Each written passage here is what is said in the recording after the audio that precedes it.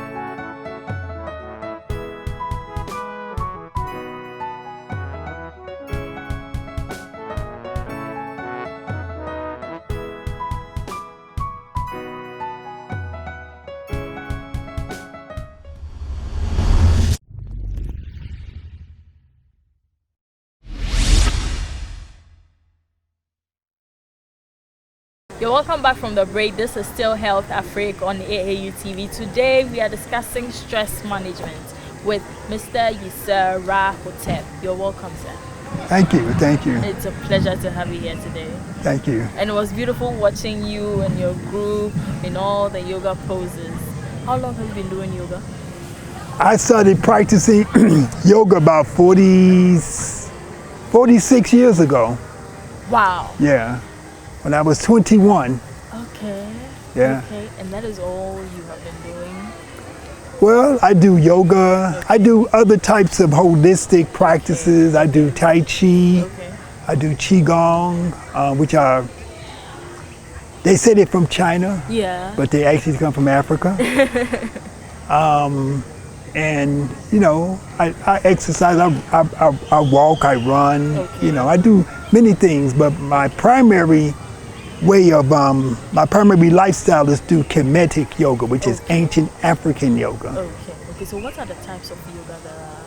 There's many, many types of yoga, you know, but I practice Kemetic yoga, and so the word Kemetic refers to the word Kemet, which is ancient Africa.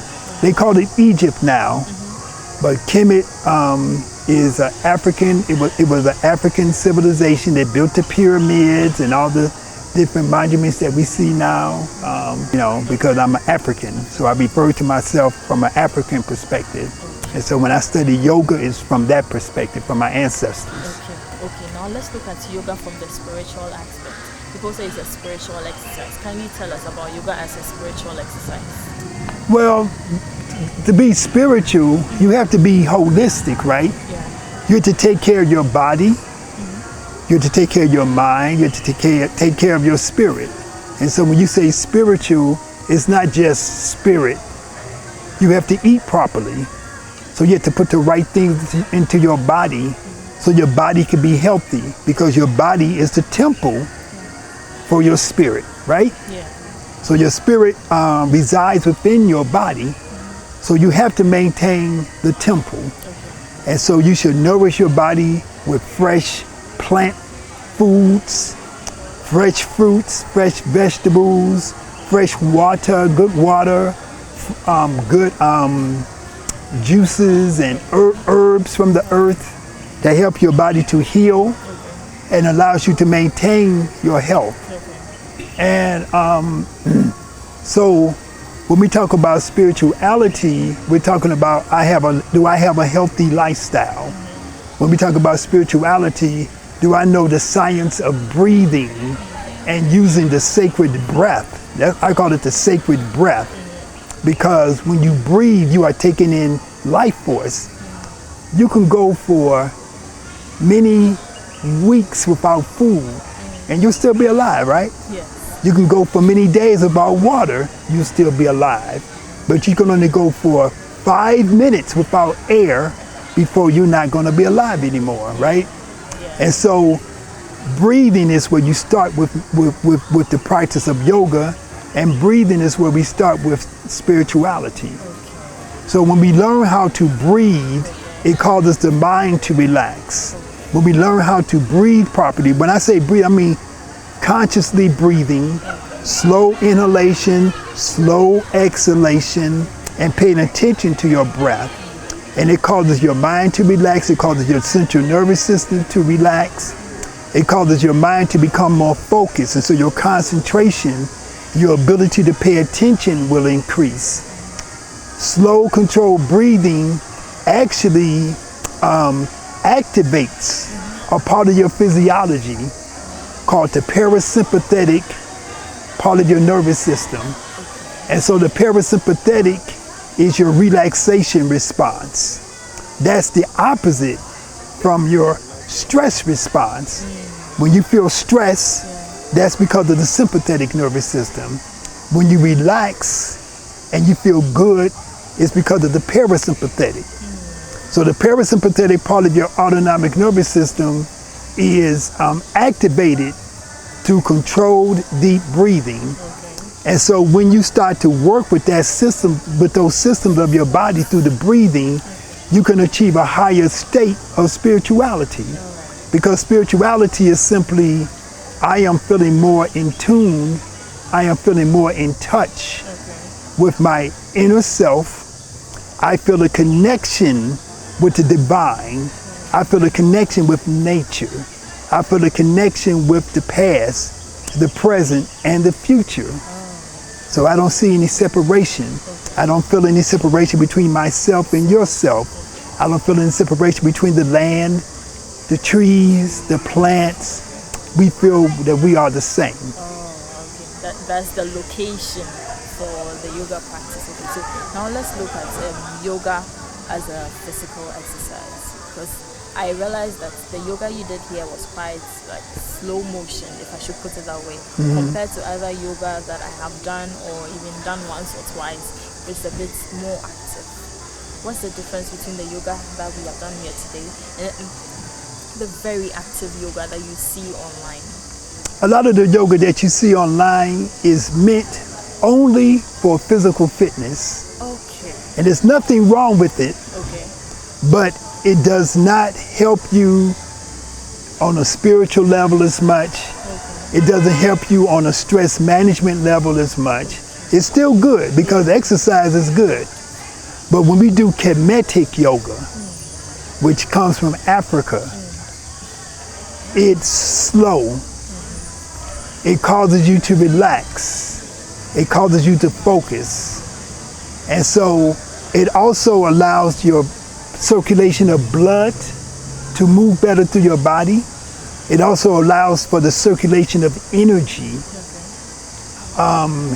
We have our physical bodies and we have a non-physical body. The non-physical body contains energy.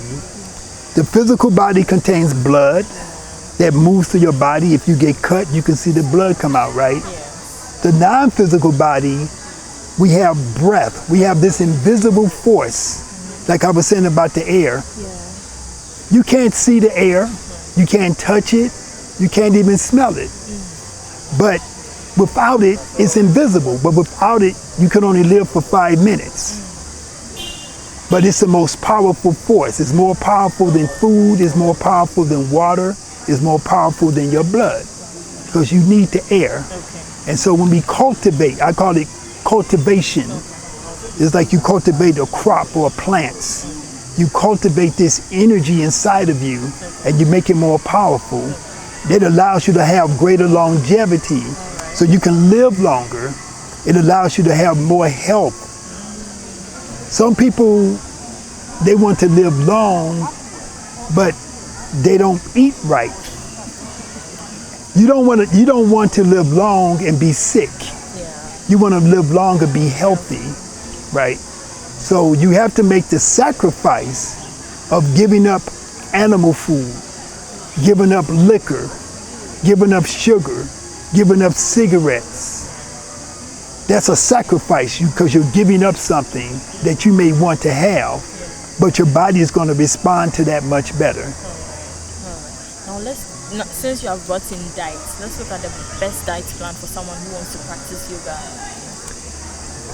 For somebody, to me, all human beings, whether they practice yoga or not, they should have what we call a plant-based diet. Okay. That means that the foundation of your diet is green vegetables, fruits, nuts, seeds, and herbs. And water, of course. Yeah. But that's the foundation of your diet. If you choose to eat some fish or some other type of small animal food, that's okay. Octopus. But you should eat grains. Like you have a nice grain here in Ghana called fonio. Okay. Yeah, it's like millet. It's like a type of millet. Okay. But it's black. It's dark. Okay. And it's very, very healthy. And this is something that, we have, living in Africa, you have access to so many different foods. Yeah. You have the baobab tree. Yeah. That's got a healthy thing, the pod on it. You can get a powder from that. You can make it in your smoothie. You got the moringa tree, and you can eat it, or you can make powder from it, or make herbs from it. It is extremely healthy for your body. You have thousands of different types of plants that's healthy for your body. So the main thing for you to be healthy is to have a plant-based diet. If you eat meat, it should be small. But the most of your on your plate, you should have small meat and much green vegetables.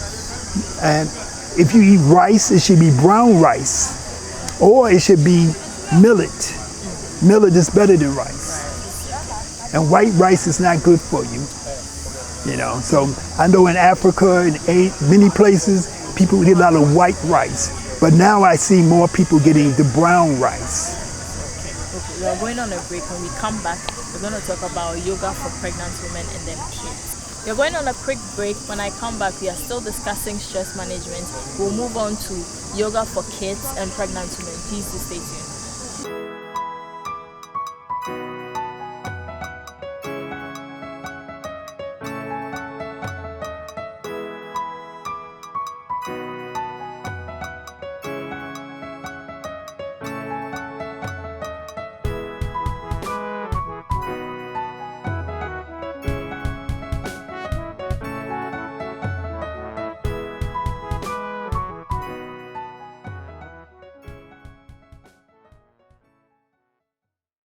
You're welcome back from the quick break. We are still discussing stress management. We are moving on to discuss how can we de-stress, because there's a lot of stress going on these days.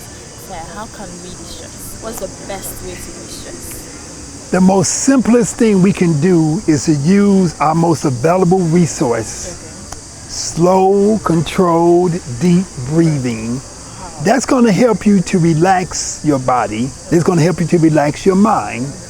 If you notice that you have a lot of stress in your body or in your mind, you breathe in slowly, you breathe out slowly. That's why when we started our yoga session, we began with inhale, exhale. 3 minutes, 5 minutes, even 2 minutes at a time will be tremendously helpful. But you want to live a lifestyle which is healthy. You want to live a lifestyle which allows you to manage your stress better. And so that means that you should have exercise. When you exercise, you feel better.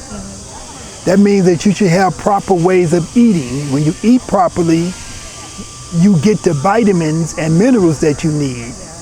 Your nervous system needs a particular vitamin called vitamin B and vitamin B12. Your body does not store this vitamin. So that means you got to get food into your body every day, because this vitamin B complex is allowing your nervous system to convert carbohydrates to glucose. So I had to be technical, right? Yes. But when you eat foods which are carbohydrates like bread, rice, potato, yam, they have to be changed into a form that your body can absorb it. That's why you need B vitamins, and your body doesn't store it. So you have to get B vitamins from eating foods which are high in B complex vitamins. And so that's your fruits, that's your vegetables. And so they help your body to function better. And it's going to help your nervous system function better. A lot of times if a person feels nervous, sometimes it's a vitamin deficiency. So they may be deficient in B complex, they may be deficient in vitamin C. Vitamin C helps your body to absorb the B complex. So when you eat, so when you eat your pineapple, your mango, your pawpaw, that all of those different foods have high levels of vitamin C. And so every activity in your body needs vitamin C. Every chemical reaction in your body needs vitamin C to occur properly. And these methods of the vitamin C and then the vitamin B you've talked about, are they only helping your physical health, or they also help you de-stress your mental health? They help with your mental health Okay. too, because they make you, when you don't have enough B vitamin, you feel nervous. When you get into your body, you feel more calm. Alcohol destroys the B complex and the vitamin C. Cigarettes destroy the B complex and the vitamin C. Sugar, white sugar, destroys B complex and vitamin C. Really? Yeah. And also caffeine from drinking too much coffee, Yeah, coffee. right? So people need to learn where to get B complex and vitamin C.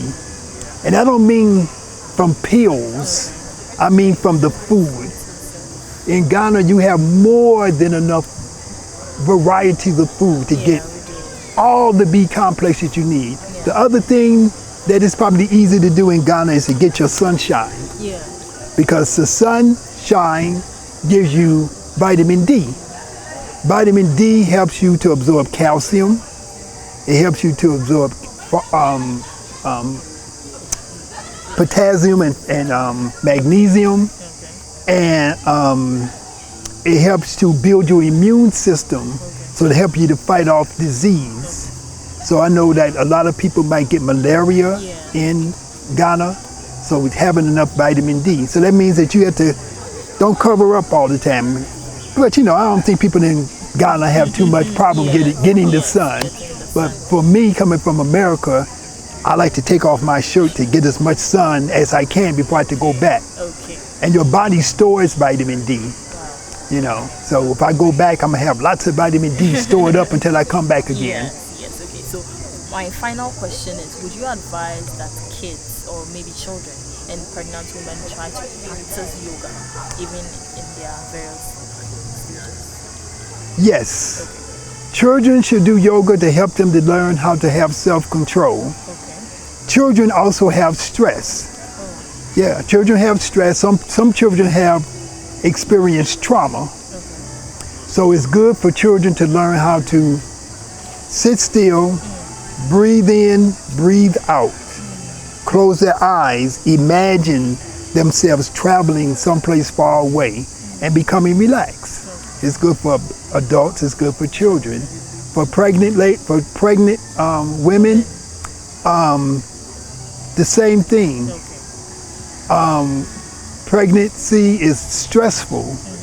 Pregnancy is a challenge on the body. So we have certain postures that we do that help to relieve pressure in the lower back of the pregnant lady, that help her to, with edema, with swelling of the feet. We have exercises that help them get their hips open so that when they have the baby, it's easier to do. And also, we have breathing exercises that help them with contractions. So when they're going through labor, it helps to relieve the pressure of the contraction. And then it makes less need to have like a painkiller or all the different things that the doctor do. You can have natural childbirth instead of putting drugs into your body. So what will be your final words to our viewers in your advice? What do you have to tell them, your last words? My last words is that people they should not be afraid of yoga. They should look at yoga as a way of managing stress. They should look at yoga and meditation. It helps you to manage stress. It helps you to relax. It helps you to make your mind become more focused and have greater concentration. And it's good for children, for older people, you know, for everybody. There's different methods, and also yoga can be used for rehabilitation to help you to if you have a heart attack, if you have surgery, if you have a stroke, yoga can help you to heal your body from those different problems. Thank you so much for making time for Health Affairs today. Well, thank you. Am I right? Yes. Well, in Kemetic yoga we say Hotep. Oh, okay. So that comes from ancient Africa, Hotep. Okay, I learned something new today. Yes. Hotep. Thank you so much. It's been a pleasure hosting you today. Thank you so much for watching Health Africa on AAU TV. My name is Bridget Amadente. As he has said, yoga helps you to deal with stress management, and then it helps you to de-stress and remain more focused. Keep watching Health Africa.